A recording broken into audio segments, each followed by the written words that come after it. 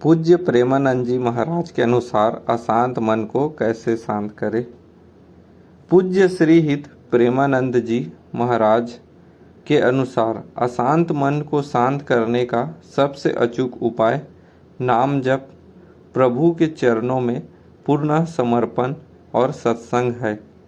प्रेमानंद जी कहते हैं कि मन का स्वभाव ही भटकना है, लेकिन जब हम उसे राधा नाम या कृष्ण नाम की डोरी से बांध देते हैं तो वह धीरे धीरे शांत होने लगता है।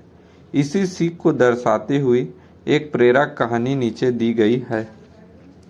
मन की अशांति और नाम जप की महिमा।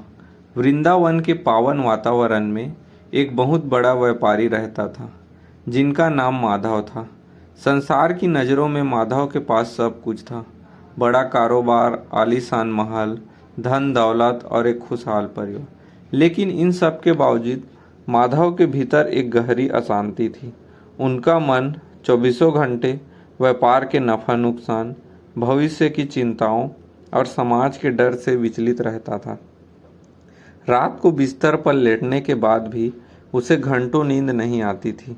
वह खुद से परेशान हो चुका था। एक दिन माधव ने वृंदावन के विरक्त संत श्री हित प्रेमानंद जी महाराज के बारे में सुना। वह अपनी इन मानसिक बेचैनी का समाधान खोजने के लिए महाराज जी के सत्संग में जा पहुंचा। महाराज जी के चेहरे का अलौकिक तेज और शांत मुद्रा देखकर ही माधव को एक अजीब सा सुकून मिला। सत्संग समाप्त होने के बाद माधव एकांत में महाराज जी के पास गया और हाथ जोड़कर रोने लगा। माधव ने कहा, महाराज जी, मेरे पास किसी चीज़ की कमी नहीं है, फिर भी मेरा मन एक पल के लिए भी शांत नहीं रहता। हमेशा एक अनजाना डर और तनाव मुझे घेरे रहता है। कृपया मुझे बताइए कि मैं इस अशांत मन को कैसे शांत करूं। प्रेमानंद जी का दिव्य परामर्श। प्रेमानंद जी महाराज ने मुस्कुराते हुए माधव की ओर देखा और अत्यंत करुणा भरे स्वर में कहा, भाई, मन का स्वभाव ही चंचल है। तुम इसे जितना बलपूर्वक रोकने की कोशिश करोगे यह उतने ही और भागेगा। अशांत मन को शांत करने का केवल एक ही तरीका है, अपनी असमर्थता को स्वीकार करो और उस परम सत्ता यानी ठाकुर जी को पुकारो।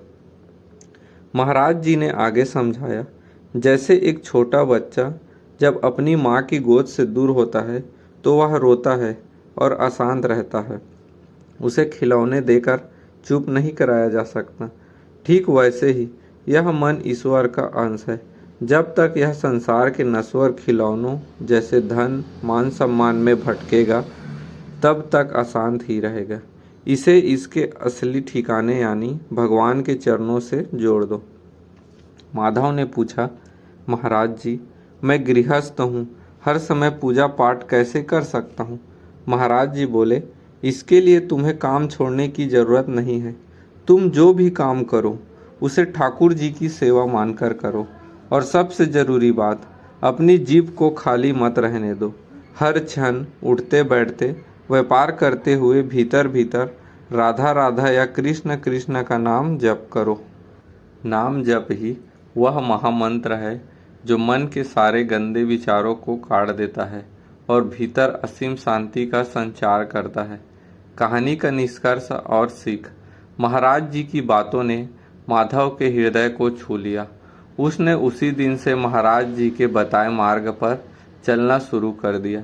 जब भी उनका मन व्यापार की चिंताओं में डूबने लगता, वह तुरंत मानसिक रूप से राधा राधा नाम जपने लगता। धीरे धीरे उसे महसूस हुआ कि जिस मन में पहले चौबीसों घंटे विचार रहते थे, वहाँ अब एक ठहराव आने लगा था। कुछ ही महीनों में उसका स्वभाव पूरी तरह बदल गया। अब वह बड़ी से बड़ी मुसीबत में भी विचलित नहीं होता था, क्योंकि उसने अपने मन को भगवान के चरणों में समर्पित कर दिया था। इस कहानी से हमें यह सीख मिलती है कि बाहरी परिस्थितियां जैसे भी हो, मन को शांत रखने की शक्ति केवल भगवान के नाम जप और सत्संग में ही है। राधे राधे।